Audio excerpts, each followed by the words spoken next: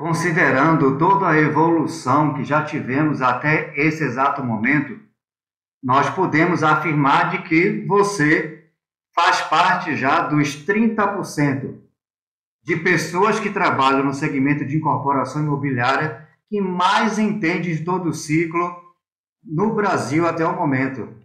Então, queríamos ratificar, confirmar com você que venha conosco até o final do curso, para que nós possamos entrar no grupo seleto do 1% de profissionais que atuam no segmento de incorporação imobiliária, que mais tem conhecimento, habilidade e visão para atuar no ramo que nós estamos tratando no momento. Chegamos na etapa 2, que estamos abordando até esse momento, que é a fase de criação e elaboração de planos e projetos. Já abordamos aqui as questões relacionadas ao faseamento do projeto de arquitetura, os projetos complementares. Tratamos também da questão do desenvolvimento do cronograma executivo e do orçamento detalhado. Agora sim, evoluído até esse ponto, podemos dar um passo seguinte, que é tratar exatamente da viabilidade definitiva. É o que nós vamos tratar exatamente nessa vídeo explicativo de hoje. Sobre a viabilidade definitiva, é importante, primeiro, esclarecer alguns pontos. Nós já tínhamos feito até esse exato momento uma viabilidade, que foi a viabilidade financeira prévia. E quando nós, na ocasião que nós desenvolvemos na fase de negociação, nós a fizemos através do método chamado método dedutível, no qual nós partimos do estabelecimento de premissas gerais para chegarmos no detalhamento de informações. Porque naquele momento nós não tínhamos informações detalhadas nem confirmadas, o grau de incerteza era muito grande. Então, através disso, nós estabelecemos naquela ocasião, através do método dedutível, algumas premissas que tomamos como verdadeiro para poder fazer as simulações do estudo de viabilidade prévia naquela ocasião. Mas, passado o momento em que nós já temos todos os projetos detalhados, já temos o cronograma executivo, já temos orçamento detalhado, assim como também todos os contratos e alianças estratégicas firmadas com parceiros, com imobiliárias, com projetistas, já temos levantado todo o detalhamento para realizar as custas do desenvolvimento da incorporação e de seu licenciamento, é que partimos então, neste momento, para sair de um patamar de uma viabilidade prévia para uma viabilidade definitiva. É importante frisar que este assunto ele é adicional, incremental ao que já foi abordado lá na viabilidade financeira prévia. Então, o conselho é que você revise as aulas 8 e as aulas 9, no qual tratamos desse assunto, porque nessa aula de hoje nós vamos abordar o assunto a partir do que nós já tínhamos colocado lá no período de negócios.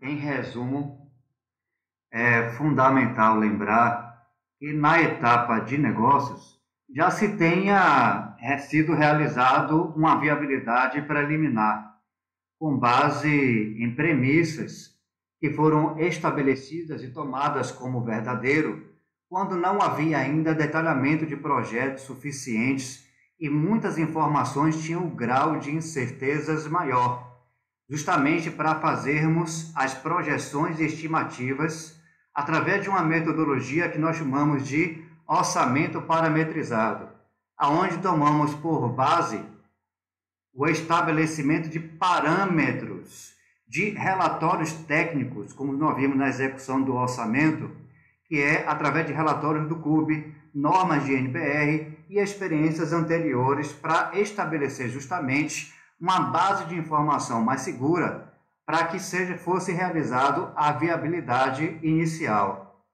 No entanto, com o amadurecimento do desenvolvimento, considerando, entre outras questões, os projetos já a nível executivo e muitas situações mais complexas já seriam quantificáveis e precificadas, é que se faz necessário refazer a viabilidade inicial para uma visão mais definitiva, que assegura uma visão consolidada, justamente para o destino em que é o objetivo da viabilidade definitiva, que é exatamente o suporte ao planejamento financeiro e ao planejamento da estruturação de busca de recursos para o desenvolvimento da incorporação imobiliária e construção.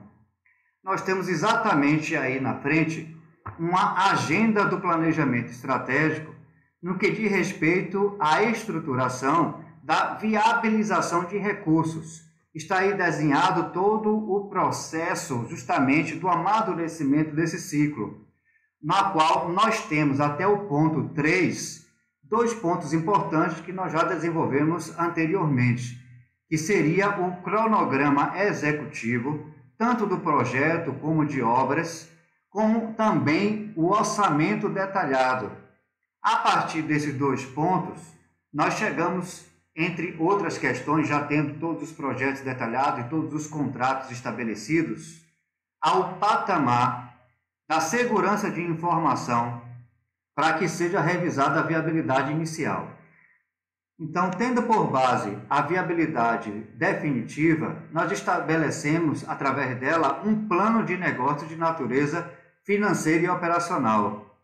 Ela reúne a intencionalidade das estratégias de negócio, jurídico, financeira, comercial, de obras, entre outros.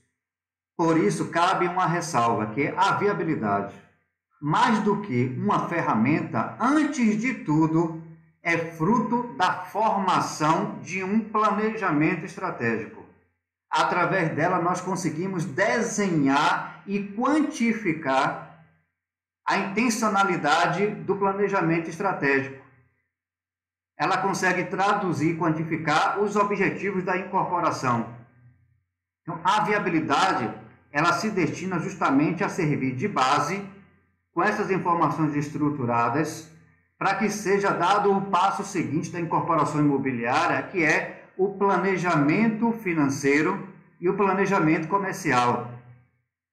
Através do planejamento financeiro, nós temos um fluxo de caixa desenhado do projeto do início até o final e projeção, assim, através do fluxo de caixa, na sua última linha, conseguimos inferir a necessidade de recursos, ou seja, o volume de recurso que se tem que buscar para que toda a incorporação e a construção seja levada até o seu final. Então, nós temos o levantamento da necessidade de recursos total e também o desenho dessa necessidade ao longo do tempo. Conseguimos ver, mês a mês, quanto vai se precisar de recursos para cobrir o avanço da incorporação e da obra. É importante frisar que, a partir desse desenho do fluxo de caixa, nós desenhamos, através de estudos mercadológicos, a velocidade de vendas que faz parte do planejamento comercial. Lembrando que no planejamento comercial é estabelecido um plano de pagamentos, que, juntando isso, a velocidade de vendas, aquela quantidade que vai sendo vendida todo mês, nós conseguimos inferir, através disso, quanto de recurso vai se entrar mês a mês na obra. Até porque, quando se vende uma unidade, é importante frisar que o recurso não entra de uma vez dentro do fluxo de caixa. Não, pelo contrário. Esse plano de pagamento, ele prevê uma parte de recursos, que é a menor parte, inclusive, que é ingressada pelo cliente a contrapartida de recurso próprio, e no final do empreendimento, depois do habite-se, quando a construção ela é averbada, então ele faz a quitação, a amortização do saldo restante, geralmente através de financiamento bancário ou através de recurso próprio. Então, todo o planejamento financeiro, do ponto de vista de quem está na incorporação, deve ser visto como ingresso de recurso através do ponto em que, levando-se em conta o planejamento comercial da velocidade de vendas e o plano de pagamento, quando o cliente compra uma unidade, ele faz o que nós chamamos de pagamento do sinal. E depois ele passa a pagar mensalmente intermediários, o que define isso é o plano de pagamento. E a esse recurso que ele ingressa até as chaves é chamado de poupança. O empreendedor, durante o período de construção, no seu planejamento financeiro, no que diz respeito a ingresso de custos operacionais do próprio negócio, ou seja, advindas do processo de vendas, ele leva em consideração o que nós chamamos de poupança dos clientes. Porque ao ele dar o sinal e fazer um parcelamento, a incorporação passa então a ter o que nós chamamos de carteira de recebíveis. E nessa carteira de recebíveis, ele é capaz de, com antecedência, de acordo com o planejamento de vendas, antever o nível de recursos que vai entrar mês a mês. E confrontando as despesas com as receitas, no final, geralmente vai mostrar a necessidade de recursos que é necessário que seja providenciada para que a incorporação e a construção vá adiante. Então, a partir disso, que é o planejamento financeiro e comercial, nós vamos para o passo seguinte, que é o planejamento da estruturação financeira. Ou seja, nós conseguimos, através do planejamento financeiro, inferir qual é o volume total de recursos que se tem que buscar providenciar para que o empreendimento consiga ir até o seu final. A estruturação financeira nada mais é do que fazer o plano de captação de recursos para suportar o desenvolvimento da incorporação e da obra. Então, através disso, é desenhado, então, as fontes de captação de recursos, que pode ser próprio, ou seja, dos próprios sócios da incorporação, eles podem aportar recursos, ou através também de vendas, como nós falamos anteriormente, provindas das vendas das unidades e de acordo com os pagamentos e na carteira de recebíveis, que é formado pelo plano comercial, e também das operações financeiras complementares, como financiamento à produção, outras modalidades que se tem, destinadas a financiar a construção. Geralmente também pode ser feito um misto dessas três fontes de recursos: próprio, vendas e de operações financeiras. Lembrando-se que, através do desenho do fluxo, que é demonstrado pelo planejamento financeiro, é analisado e avaliado a necessidade de recursos. Então, quando se obtém um planejamento do cronograma físico-financeiro, por exemplo, da obra, em contrapartida do financiamento contratado, se tem a previsão também dos ingressos do financiamento durante a execução.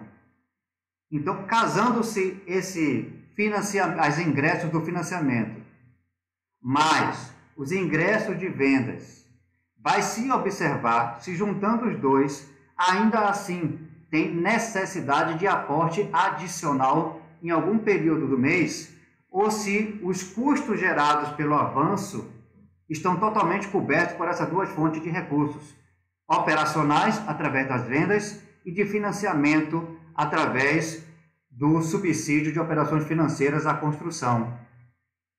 Então, nesse exato momento é que nós trazemos a importância da viabilidade definitiva como instrumento que serve de base para a estruturação financeira, para o suporte ao planejamento financeiro e comercial e também ao planejamento da estruturação de captação de recursos.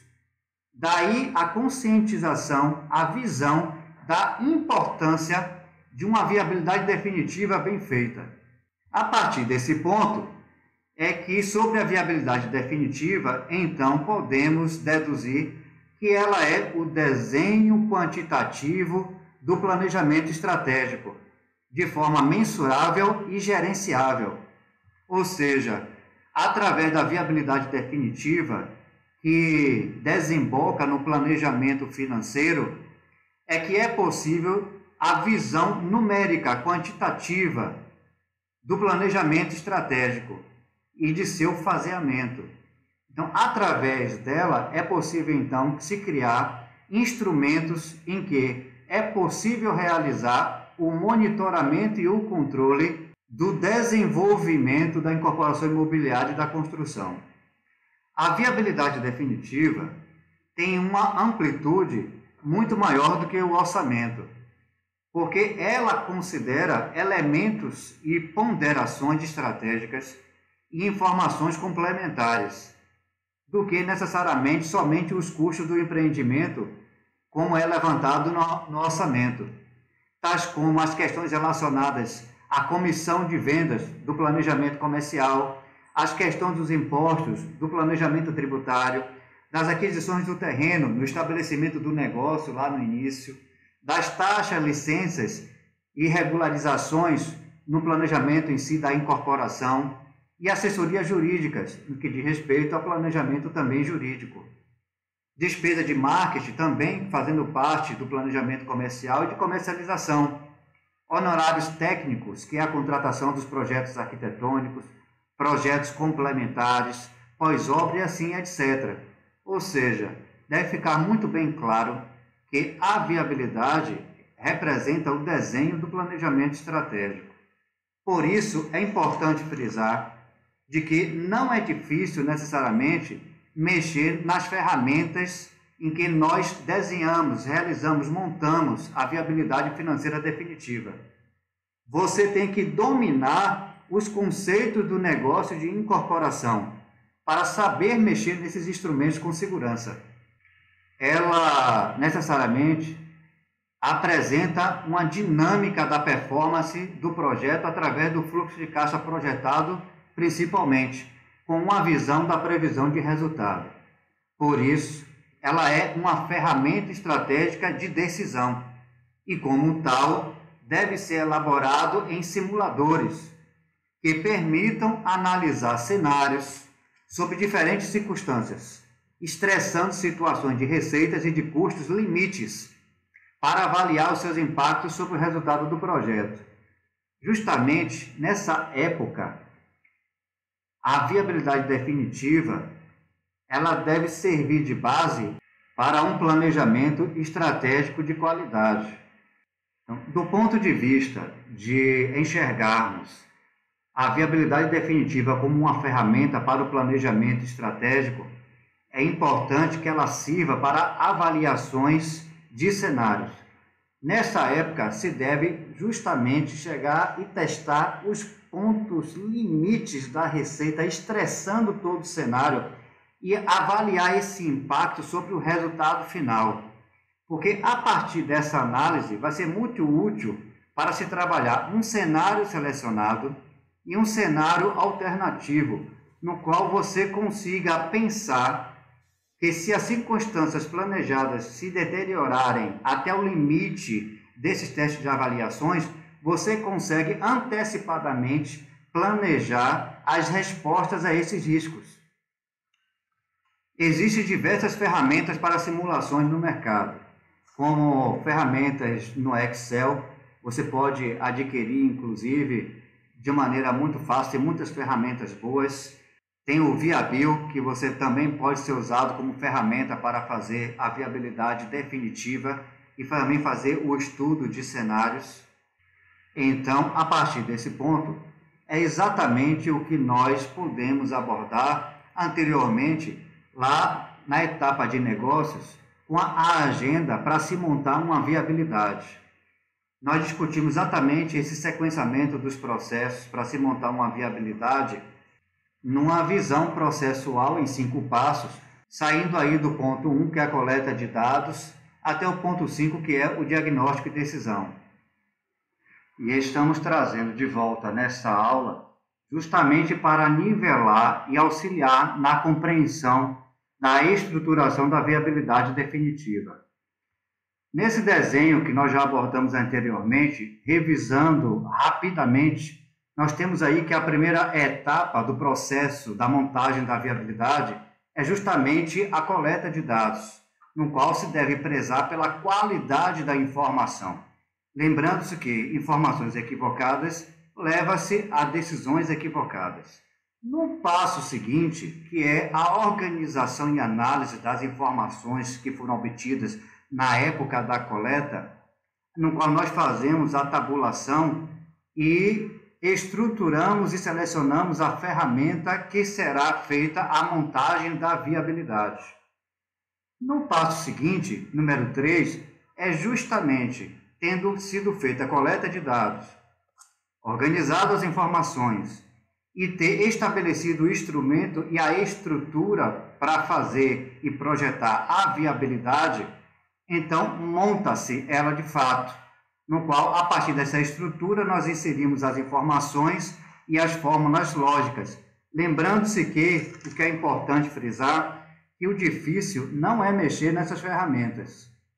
O difícil em si é fazer o que estamos até o momento desenvolvendo, que é o conhecimento, a habilidade e a visão da atividade de incorporação imobiliária. Porque se você tiver esses conceitos, você saberá mexer com maestria no instrumento da viabilidade financeira. No passo seguinte, uma vez que a montagem da viabilidade já está feita, é fazermos em si a análise de cenários. Como nós vimos lá, montamos na fase de negócio, no Excel, uma viabilidade. E nós podemos ali fazer uma análise, no qual você estressa os cenários até o seu limite, tanto a receita como as despesas. Então, você faz uma análise de variação, que se o preço de venda por metro quadrado variar 10% para mais ou 10% para menos, qual seria o impacto disso no resultado sobre o VGV, valor geral de vendas? Se eu aumentar o custo de construção 10% para mais ou 10% para menos, qual vai ser o impacto disso sobre o resultado do empreendimento? Então, esse é o tipo de análise de cenários no qual você procura estressar as principais variáveis do negócio e estudar o impacto disso sob o ponto de vista da viabilidade e o plano de respostas que você pode montar caso esse cenário venha a acontecer de fato, caso esse risco venha de fato a acontecer. No último momento, após fazer essa análise, é justamente o ponto do diagnóstico e decisão. Então, esses são os 5 passos necessários para se montar uma viabilidade econômica, que nós vimos lá na aula anterior. Então, o estudo de viabilidade definitivo deve ser apresentado de forma de um demonstrativo de resultado, em que ele consolide, que organize numa visão de uma estrutura resumida as principais linhas e também um fluxo de caixa que se demonstre os pontos críticos ao longo da execução, sobretudo aonde estão localizados em que meses a exposição de caixa, a fim de que se tenha um planejamento de estruturação de recursos que faça a cobertura desse déficit. O modelo de demonstrativo, ele diferencia de acordo com a necessidade de cada empreendedor, mas segue-se o mesmo princípio. Então, esse fluxo de caixa projetado, ele deve entregar uma visão anual e também mensal, com as informações estratégicas de suporte à decisão, que demonstre a exposição de caixa e seja possível inferir indicadores para uma avaliação de qualidade, como, por exemplo, a taxa interna de retorno, o valor presente líquido, a rentabilidade, lucratividade, ponto de equilíbrio. E cabe aqui ressaltar que a viabilidade definitiva é uma projeção e não substitui o planejamento financeiro. Lá na fase de negócio, nós montamos no Excel uma viabilidade econômica prévia. E agora nós vamos demonstrar algumas viabilidades definitivas, mensal, com grau de detalhamento, com todas essas questões que nós vimos hoje nas aulas expositivas, a título de esclarecimento. Como a abordagem do Guia Fácil de Incorporação Imobiliária e Construção, de A até Z, é focar na questão da estruturação e condução de empreendimentos imobiliários, do ponto de vista de processos gerenciais, não vamos nos aprofundar necessariamente com relação à montagem específica de cada ponto da viabilidade definitiva. mas vamos apontar aqui o que é necessário saber para que você consiga, inclusive, montar uma e conduzir o processo. Lá na época da análise da viabilidade prévia, nós montamos uma viabilidade inicial, no qual nós estabelecemos inicialmente um quadro de premissas.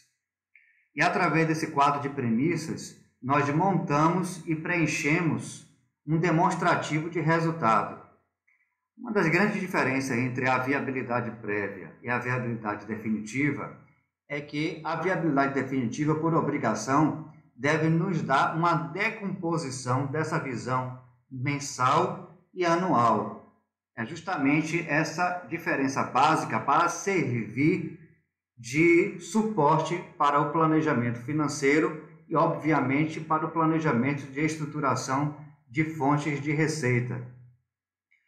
Nesse empreendimento específico que nós vimos aqui, por exemplo, nós temos aí à frente a composição de uma viabilidade definitiva que nos dá a posição e a visão anual 2021, 2022, 2023, no qual confronta as receitas com as despesas e ao final nos dá um resultado do saldo financeiro.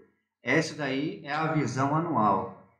Repare que embaixo aí nas abas você pode verificar que cada uma delas trata de um tema específico, que justamente é o que nós chamamos de memória de cálculo para cada linha, demonstrando como foi formado e chegou-se a esse determinado valor. Partindo dessa visão anual, nós temos aqui a visão mensal, muito mais longa. A partir dela que é consolidado e feito a visão anual. É importante frisar que através da mensal nos dá o desenho da necessidade de fluxo de caixa, necessidade de recursos. E a partir dele podermos fazer o nosso planejamento de como vai ser suportado esses gastos de acordo com o que está sendo planejado. Através desse formato aqui, nós podemos verificar que a exposição de caixa é um dos resultados que nós procuramos perceber na viabilidade financeira. Qual é o ponto máximo de necessidade de recurso?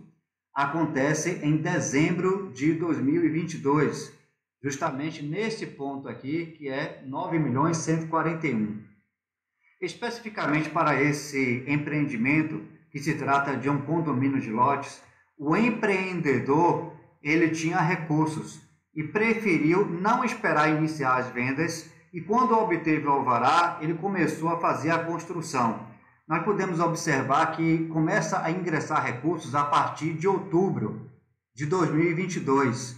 Então, a exposição de caixa que atinge o seu ápice em dezembro de 2022 começa então a diminuir de acordo com os ingressos que vai entrando e zera depois de algum tempo, ele passa a ser positivo. Então, necessariamente, essa ferramenta serve para isso.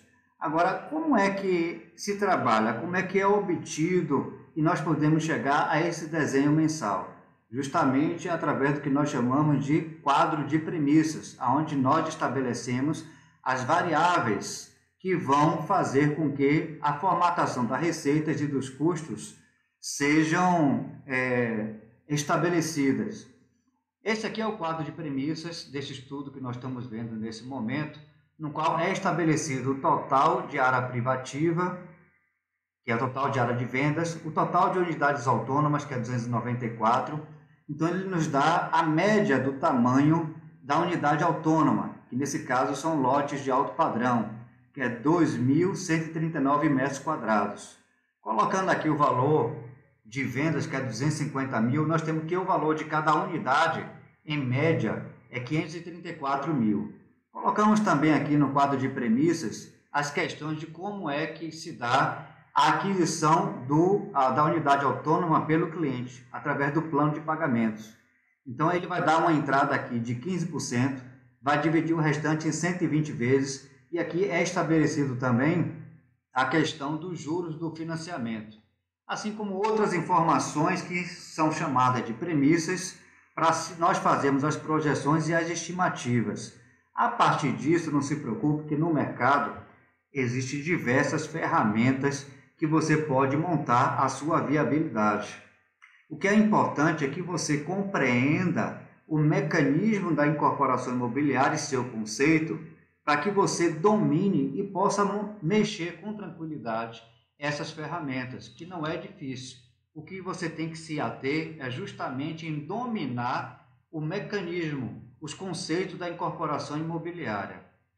Nós podemos ver aqui que, através dessas premissas que são estabelecidas, vamos primeiro para a parte de vendas. Como é que é formado isso? No planejamento comercial, nós estabelecemos o que nós chamamos de curva de vendas e velocidade de vendas. De amarelo, nessa coluna, você está vendo aí, e nós definimos as quantidades de unidades autônomas que serão vendidas mensalmente. Então, nós temos aí 20, 10, 9, 9, 10, 10 e assim diante. Esse comportamento das vendas vai me dar um comportamento da curva de vendas e como eu posso fazer esse planejamento. Eu não coloco isso de modo aleatório. É importante frisar que isso é feito em conjunto com as imobiliárias, com pesquisa de mercado. E a partir disso é viabilizado e tomado como premissa, como verdadeiro, o que está sendo colocado aqui na curva de vendas. Quando eu coloco aqui 20 unidades, ele vai buscar justamente lá no quadro de premissas o valor de cada unidade e de acordo com o plano de pagamento, com o sinal e as parcelas, ele carrega justamente nesse quadro que você está vendo aqui agora, o que nós chamamos de receitas e a carteira de recebíveis. Então, a partir do momento que eu vou todo mês vendendo, eu vou formando uma carteira de recebíveis. E esse recebível vão se sobrepondo e formando a minha carteira mês a mês, como você pode verificar. E ao final, aqui embaixo, nos dá, exatamente nesse ponto que você está vendo, o total de ingressos de receitas a partir das vendas. E a partir disso, então, é estabelecida a cobrança de comissão, de impostos, justamente em cima disso aqui. É importante frisar que você estabelece o percentual de imposto no quadro de premissas e ele carrega automaticamente nesse quadro aqui de receitas. Então, o que eu quero dizer com isso? Que a modelagem ela é toda linkada. O que você tem que dominar é o conceito. Porque quando você se ater com uma ferramenta dessa que nós estamos mostrando, você vai saber montar com tranquilidade. Então, assim se forma o quadro de receitas. Repare que a velocidade de vendas, que é a quantidade de tempo que a gente leva para vender tudo, e nessa análise aqui que a gente vê no gráfico, nessa planilha, nós percebemos que depois de 12 meses, nós vendemos 38% como está sendo indicado. Depois de 24 meses, nós vendemos 67%. E assim vai até alcançar 100%.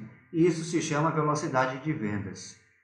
No que diz respeito à curva dos gastos, principalmente de obra, é importante frisar, como nós veremos aqui, que a curva de obra, o percentual de avanço de obra, é fruto de um estudo da engenharia em que é estudado o avanço físico para cada atividade. Essa ferramenta que vocês estão vendo aí à frente é montada através do Project, mas existem outras ferramentas também que pode ser montada. O engenheiro que pode fazer isso através de diversos critérios, mas quanto mais detalhado for, mais seguro e embasado será e menos margem de erro e risco estaremos assumindo durante o desenvolvimento. No Project, ele carrega aqui o desenvolvimento de cada atividade e a correlação e interdependência que existe entre eles. Ao final, ele me dá, no final de cada mês, a previsão de aumento percentual de avanço de obra. Então, nós vemos aqui claramente, nesse ponto aqui, o avanço que nós temos, percentualmente falando, em termos de obra. No caso aqui, nós temos cada capítulo: serviços preliminares, terraplanagem, poços artesianos, drenagem pluvial e assim em diante. Esses percentuais de avanço físico aqui, mensal, vem lá da análise do Project exatamente para quê? Quando eu coloco esses percentuais, ele me dá exatamente o que nós chamamos de curva de obra.